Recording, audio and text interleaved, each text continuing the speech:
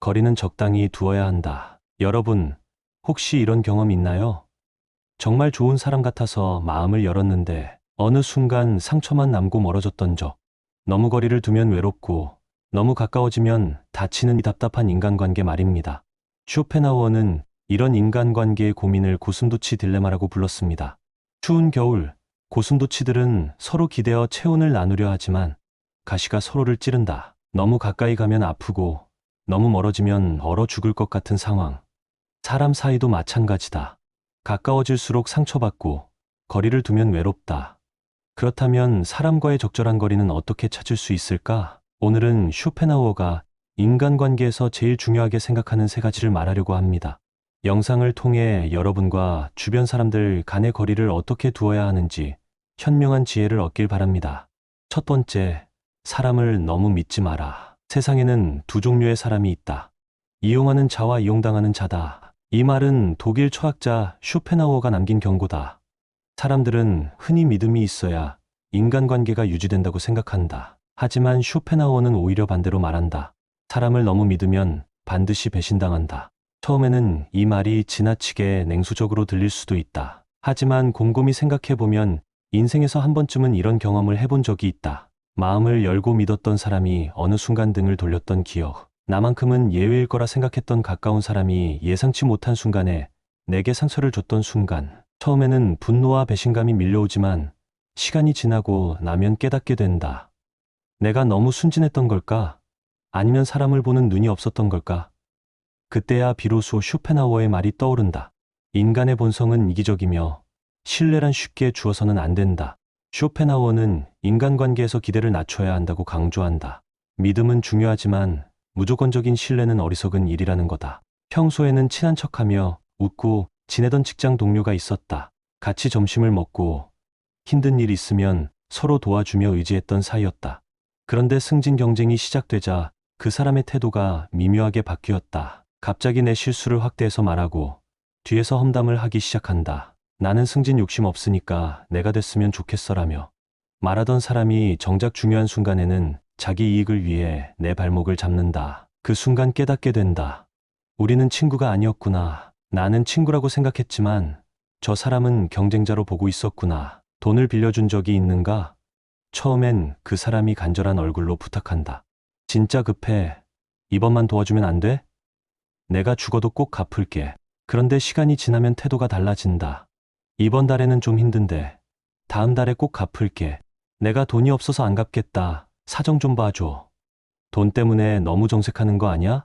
빌려줄 때는 정말 고맙다며. 두 손을 모으던 사람이 막상 갚을 때가 되면 왜 이렇게 쫓아내라는 태도로 돌변한다. 그러다 결국 연락이 끊어지고 내가 먼저 연락을 하면 요즘 너무 바빴어. 내 사정도 좀 이해해 줘라며. 마치 내가 민폐를 끼친 사람처럼 몰아간다. 이럴 때 문득 떠오르는 말이 있다. 돈을 빌릴 때는 그 사람이 내 앞에 엎드리고 돈을 받으러 갈 때는 내가 그 사람 앞에 엎드린다. 쇼펜하우어는 인간 본성이 이기적이라는 걸 잘 알고 있었다. 그는 이렇게 말했다. 돈을 빌려줄 때는 다시 받지 못할 각오를 해야 한다. 사실 돈을 빌려준 순간 이 절반은 날린 셈이다. 더 끔찍한 건 돈을 돌려받는 과정에서 관계까지 망가진다는 거다. 한때 친했던 사람이 나를 피하기 시작하고 결국에는 아예 등을 돌린다. 빌려줄 때는 친구였던 사람이 돈이 오가고 나면 남보다 못한 존재가 된다. 애초에 돈 문제가 생길 여지를 만들지 않는 것. 그게 인간관계를 지키는 유일한 방법일지도 모른다. 가족이든 친구든 오랫동안 알고 지낸 사이라도 끝까지 내 편일 거라는 보장은 없다. 오히려 가까운 사람이 더 쉽게 변하기 마련이다. 사람들은 흔히 힘들 때 곁에 있어 주는 사람이 진짜 친구라고 말한다. 물론 어려울 때 손 내밀어 주는 사람도 고맙지만 진짜 어려운 시험은 따로 있다. 바로 내가 잘 될 때 그 사람이 진짜 내 편인지 아닌지가 드러난다는 거다. 돈이 없을 때 다들 같이 술 한잔하며 위로해 준다. 괜찮아. 힘내. 돈이 뭐 대수야. 마음이 중요한 거지. 그런데 어느 날 인생이 술술 풀리기 시작하면 그들의 태도도 묘하게 바뀌기 시작한다. 처음에는 축하하는 척한다. 와, 진짜 잘 됐다. 하지만 뒤에서는 딴소리를 한다. 운이 좋았네. 내가 뭐 대단한 걸 했다고? 요즘 돈 좀 버나 봐. 한턱 쏘라. 그래 그러다 내가 베풀지 않으면 태도가 돌변한다. 아니, 너 그 정도도 못 해주냐? 사람 참 변했네. 옛날엔 안 그랬잖아. 그리고 어느 순간 자연스럽게 멀어진다. 내가 힘들 땐 옆에 있어주던 사람이 내가 잘 될 땐 가장 먼저 등을 돌리는 거다. 쇼펜하워는 이를 단 한마디로 정리했다. 친구가 필요할 때 곁에 있는 사람보다 당신이 잘 나갈 때 곁에 남아있는 사람이 진짜 친구다. 정말 그렇다. 누군가의 불행을 위로하는 것은 쉽다.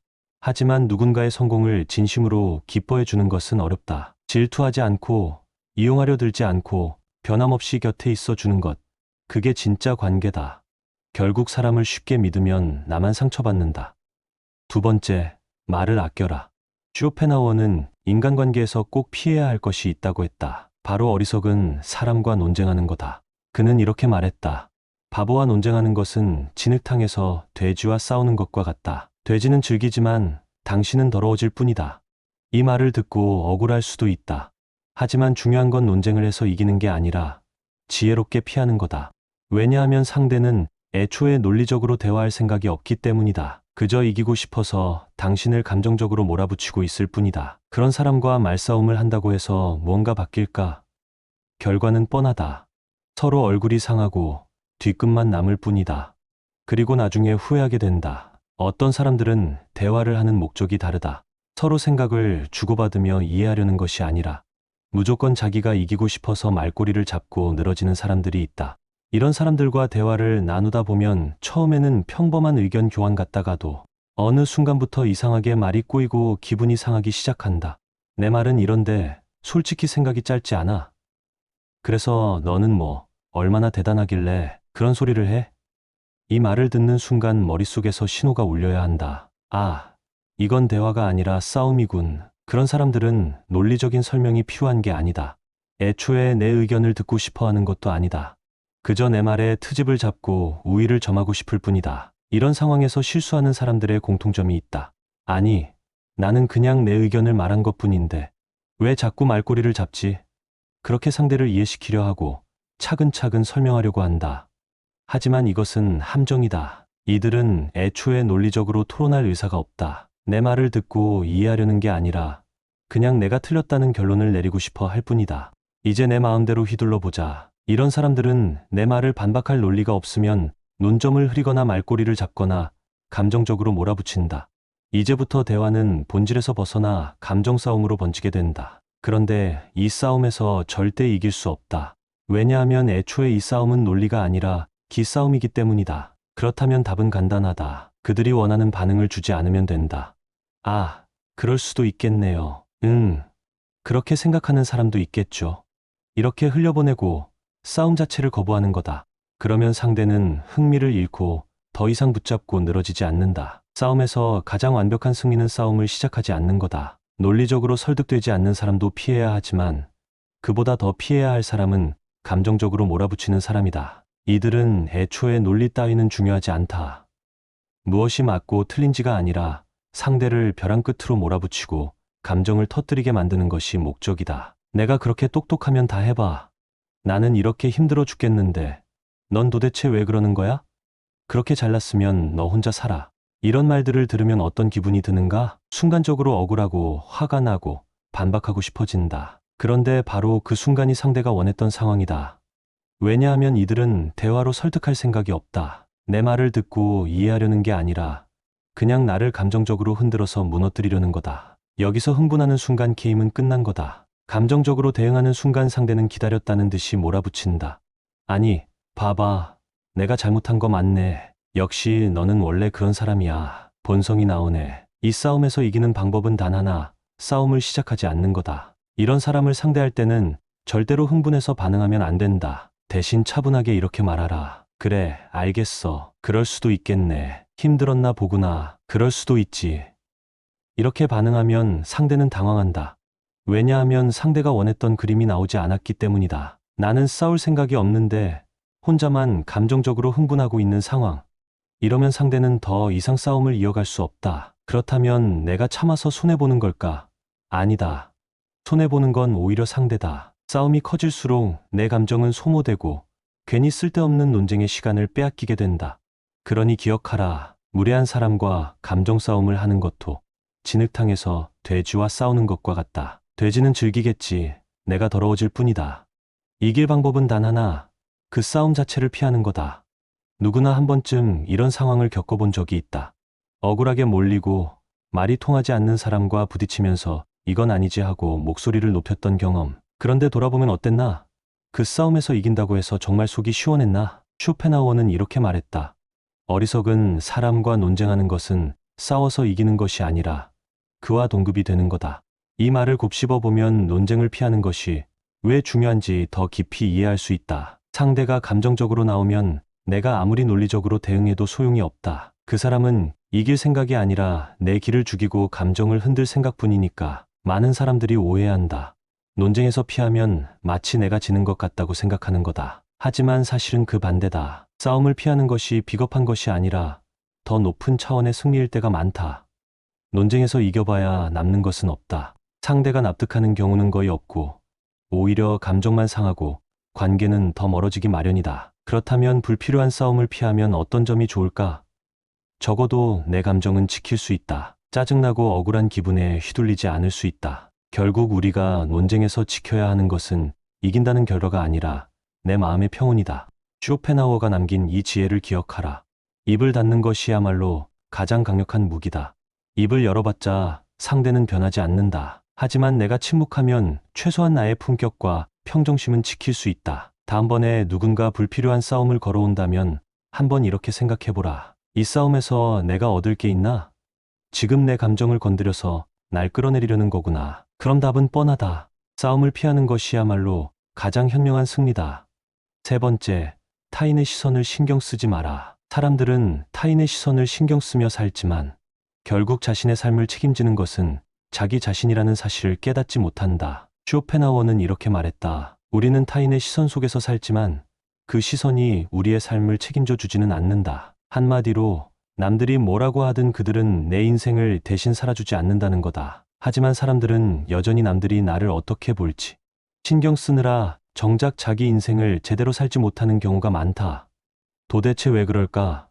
남들이 나를 어떻게 생각하는지가 그렇게 중요할까? 이제 우리가 일상에서 얼마나 타인의 시선에 휘둘리는지 생각해보자. 하고 싶은 일이 있다. 새로운 도전을 하고 싶고 남들이 가지 않는 길을 가고 싶다. 하지만 머릿속에서 이런 생각이 떠오른다. 이거 하면 사람들이 이상하게 보지 않을까? 실패하면 사람들이 뭐라고 할까? 괜히 나섰다가 험한 꼴만 당하는 거 아닐까? 그래서 결국 하지 않는다. 하고 싶은 일이 있어도 포기하고 내가 원하는 길이 있어도 남들 눈치 보느라 가지 못한다. 그런데 정말 솔직하게 생각해보자. 남들이 내 인생에 그렇게 관심이 많을까? 내가 뭘 하든 사실 남들은 한두 마디 하다가 금방 잊어버린다. 문제는 내가 남들이 한두 마디 던진 말에 평생을 휘둘린다는 거다.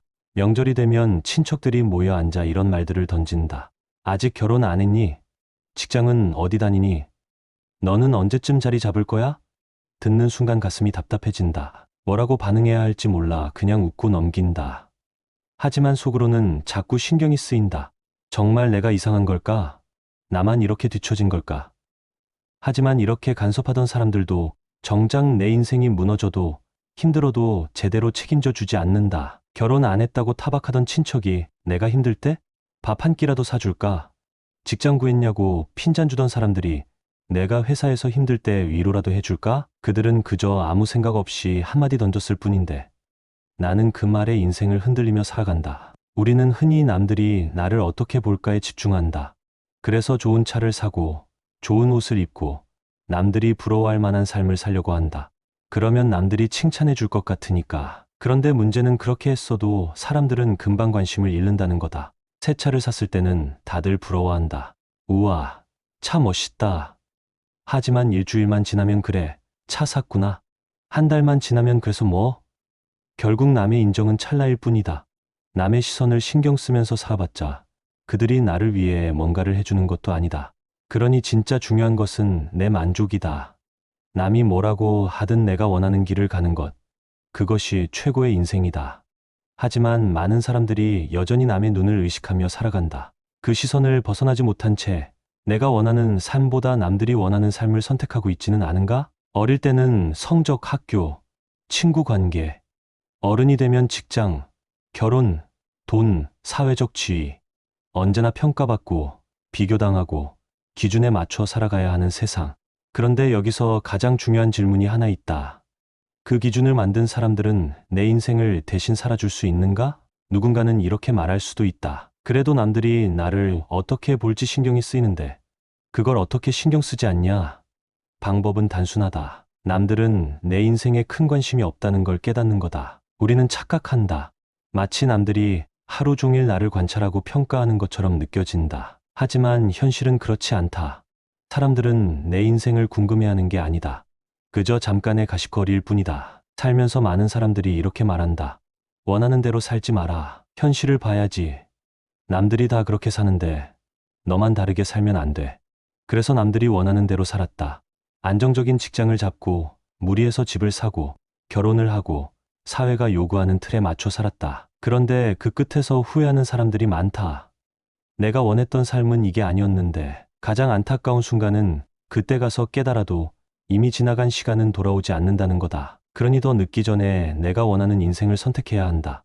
남들이 나를 어떻게 볼까 고민하지 말고 내가 어떻게 살아야 행복할까를 고민해야 한다. 쇼펜하우어는 말했다.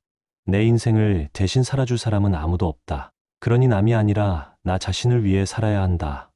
그 누구도 내 인생을 대신 살아주지 않는다. 누가 뭐라고 하든 결국 나를 책임지는 건 나 자신이다. 그러니 더 이상 남의 시선을 두려워할 필요가 없다. 세상에는 나를 평가하는 사람들이 많다. 하지만 그 평가에 휘둘릴 필요는 없다. 남들이 나를 욕할 수도 있다. 그렇다고 내 인생이 망하는 것은 아니다. 남들이 나를 칭찬할 수도 있다. 그렇다고 내 인생이 바뀌는 것도 아니다. 나를 행복하게 할 수 있는 건 오직 나 자신뿐이다. 남들보다 한 걸음 늦을 수도 있고 다른 길을 걸을 수도 있다. 하지만 그 길이 진짜 내 길이라면 그게 가장 완벽한 속도다. 쇼펜하우어가 남긴 이 말을 기억하라. 남들이 당신을 어떻게 보든 당신은 결국 당신 자신의 삶을 살아야 한다. 우리는 살아가면서 수많은 인간관계를 맺고 그 속에서 크고 작은 실망을 경험한다.